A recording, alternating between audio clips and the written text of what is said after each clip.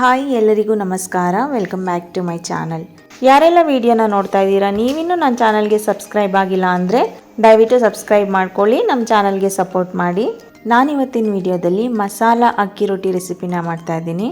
ಇದಂತೂ ಮಾಡ್ಕೊಳ್ಳೋದು ತುಂಬ ಸುಲಭ, ಹಾಗೆ ಬೇಗ ಸಹ ಆಗುತ್ತೆ. ಬನ್ನಿ ಹಾಗಿದ್ರೆ ಮಸಾಲ ಅಕ್ಕಿ ರೊಟ್ಟಿನ ಹೇಗೆ ಮಾಡೋದು ನೋಡೋಣ. ಅಕ್ಕಿ ರೊಟ್ಟಿಗೋಸ್ಕರ ಇವಾಗ ಎಲ್ಲವನ್ನು ಮಿಕ್ಸ್ ಮಾಡ್ಕೋತಾ ಇದ್ದೀನಿ.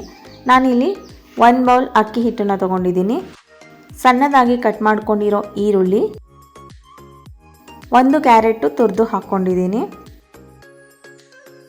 ಕೊತ್ತಂಬರಿ ಸೊಪ್ಪು, 1 ಸ್ಪೂನ್ ಜೀರಿಗೆ, 1 ಸ್ಪೂನ್ ಶುಂಠಿನ ತುರಿದಿಟ್ಕೊಂಡಿದ್ದೆ, ಹಾಗೆ 2 ಹಸಿಮೆಣಸಿಕಾಯಿ ಸಣ್ಣದಾಗಿ ಕಟ್ ಮಾಡಿ ಹಾಕ್ಕೊಂಡಿದ್ದೀನಿ. ಹಸಿಮೆಣಸಿಕಾಯಿ ನಿಮಗೆ ಖಾರಕ್ಕೆ ಎಷ್ಟು ಬೇಕೋ ಹಾಕ್ಕೊಳ್ಳಿ, ಮತ್ತು ಮಕ್ಕಳು ತಿಂದರೆ ಬಾಯಿಗೆ ಸಿಗುತ್ತೆ ಅಂದರೆ ಪೇಸ್ಟ್ ಸಹ ಮಾಡಿ ಹಾಕೋಬೋದು. ಸಬ್ಸಿಗೆ ಸೊಪ್ಪು, ರುಚಿಗೆ ತಕ್ಕಷ್ಟು ಉಪ್ಪು, ಮತ್ತು ಸಣ್ಣದಾಗಿ ಕಟ್ ಮಾಡ್ಕೊಂಡಿರೋ ಕರಿಬೇವು ಸೊಪ್ಪು ಇಷ್ಟನ್ನು ಹಾಕಿ ಸ್ವಲ್ಪನೇ ನೀರು ಹಾಕ್ಕೊಂಡು ಮಿಕ್ಸ್ ಮಾಡ್ಕೋಬೇಕು. ತುಂಬ ಗಟ್ಟಿನೂ ಆಗಬಾರ್ದು, ತೆಳುನೂ ಆಗಬಾರ್ದು. ನಾವು ಕೈಯಲ್ಲಿ ತಟ್ಟೋದ್ರಿಂದ 1 ಮೀಡಿಯಮ್ ಆಗಿ ಕರೆಕ್ಟಾಗಿ ಬರೋ ಥರ ಮಿಕ್ಸ್ ಮಾಡಿ ಇಟ್ಕೋಬೇಕು. ಮತ್ತು ಮೊದಲನೇ ಸಲ ಮಾಡ್ತಾ ಇದ್ದೀವಿ, ತಟ್ಟೋದಕ್ಕೆ ಬರಲ್ಲ ಅಂತ ಅಂದರೆ ಮಿಕ್ಸ್ ಮಾಡ್ಕೊಳ್ಳೋವಾಗ ಸ್ವಲ್ಪ ಬೆಚ್ಚಗಿರೋ ನೀರನ್ನು ಹಾಕಿ ಮಿಕ್ಸ್ ಮಾಡ್ಕೊಳ್ಳಿ, ತಟ್ಟೋದಕ್ಕೆ ತುಂಬ ಚೆನ್ನಾಗಿ ಬರುತ್ತೆ. ಇವಾಗ ಹಿಟ್ಟು ಮಿಕ್ಸ್ ಮಾಡ್ಕೊಂಡಿದ್ದಾಗಿದೆ, ನೀವಿಲ್ಲಿ ನೋಡ್ಬೋದು.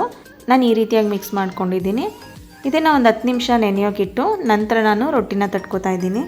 ನಾನಿಲ್ಲಿ ರೊಟ್ಟಿ ತಟ್ಕೊಳ್ಳೋದಕ್ಕೋಸ್ಕರ ಬಟರ್ ಪೇಪರ್ಗೆ ಎಣ್ಣೆನ ಹಚ್ಚಿದ್ದೀನಿ, ಹಾಗೆ ಕೈಗೆ ಸ್ವಲ್ಪ ಎಣ್ಣೆನ ಹಚ್ಕೊಂಡು ರೊಟ್ಟಿನ ತಟ್ಕೋತಾ ಇದ್ದೀನಿ. ನೀವು ಬೇಕಿದ್ರೆ ಬಾಳೆ ಎಲೆನಲ್ಲಾದರೂ ತಟ್ಕೋಬೋದು, ಅಥವಾ ತೆಳುವಾಗಿರೋ ಕಾಟನ್ ಬಟ್ಟೆ ಮೇಲೆ ಸಹ ತಟ್ಕೋಬೋದು. ಈ ರೀತಿ ತೆಳುವಾಗಿ ತಟ್ಕೊಂಡು ನಂತರ ನಾನಿಲ್ಲಿ ಹೋಲ್ ಮಾಡ್ಕೋತಾ ಇದ್ದೀನಿ. ರೊಟ್ಟಿಗೆ ಈ ರೀತಿ ಹೋಲ್ನ ಮಾಡೋದ್ರಿಂದ ಬಿಸಿ ಎಲ್ಲ ಕಡೆ ಹೋಗಿ ರೊಟ್ಟಿಗಳು ಚೆನ್ನಾಗಿ ಬೇಯುತ್ತೆ. ಮತ್ತು ನಾನು ತವಾನ ಬಿಸಿ ಮಾಡೋಕ್ಕೆ ಇಟ್ಕೊಂಡಿದ್ದೆ, ತವ ಸಹ ಚೆನ್ನಾಗಿ ಕಾದಿದೆ. ಇವಾಗ ತಟ್ಕೊಂಡಿರೋ ರೊಟ್ಟಿನ ಅದ್ರ ಮೇಲೆ ಹಾಕಿ ತಕ್ಷಣ ಬಟರ್ ಪೇಪರ್ನ ತೆಗಿಬಾರ್ದು, ಒಂದು 10 ಸೆಕೆಂಡ್ ಹಾಗೆ ಬಿಟ್ಟು ನಂತರ ತೆಗೆದ್ರೆ ಬಟರ್ ಪೇಪರು ಈಸಿಯಾಗಿ ಬರುತ್ತೆ. ಮತ್ತು ಇದಕ್ಕೆ ಎಣ್ಣೆ ಹಾಕೋತಾ ಇದ್ದೀನಿ. ನೀವು ಎಣ್ಣೆನಾದರೂ ಹಾಕೋಬೋದು ಅಥವಾ ತುಪ್ಪ ಸಹ ಹಾಕೋಬೋದು. ಎಣ್ಣೆ ಹಾಕಿದ ನಂತರ 2 ಸೈಡು ಸಣ್ಣ ಉರಿನಲ್ಲೇ ಬೇಯಿಸ್ಕೋಬೇಕು.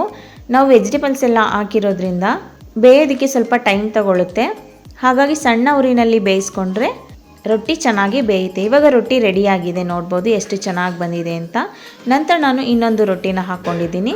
ಈ ರೀತಿ ರೊಟ್ಟಿ ಬಟರ್ ಪೇಪರ್ಗೆ ಕಚ್ಕೋತಿದೆ, ಬರ್ತಾ ಇಲ್ಲ ಬಟರ್ ಪೇಪರ್ ಅಂದರೆ 1 ಸ್ಪೂನ್ನ ಸಹಾಯದಿಂದ ಈ ರೀತಿ ಬಿಡಿಸ್ಕೊಳ್ಳಿ, ಆರಾಮಾಗಿ ಬರುತ್ತೆ. ಹಾಗೆ ಎಣ್ಣೆ ಅಥವಾ ತುಪ್ಪನ ಹಾಕಿ 2 ಸೈಡು ಬೇಯಿಸ್ಕೋಬೇಕು. ನಿಮಗೆಲ್ಲ ಈ ರೆಸಿಪಿ ಇಷ್ಟ ಆಗಿದೆ ಅಂತ ಅನ್ಕೋತೀನಿ. ಇಷ್ಟ ಆಗಿದ್ದರೆ ಪ್ಲೀಸ್ ಒಂದು ಲೈಕ್ ಕೊಡಿ, ಹಾಗೆ ಒಂದು ಕಮೆಂಟ್ ಮಾಡಿ, ಮತ್ತು ನಿಮ್ಮ ಫ್ಯಾಮಿಲಿ ಫ್ರೆಂಡ್ಸಿಗೆಲ್ಲ ಶೇರ್ ಮಾಡಿ. Thank you.